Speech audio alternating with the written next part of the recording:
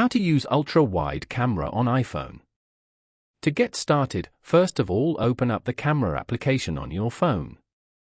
You are now in the iPhone camera screen.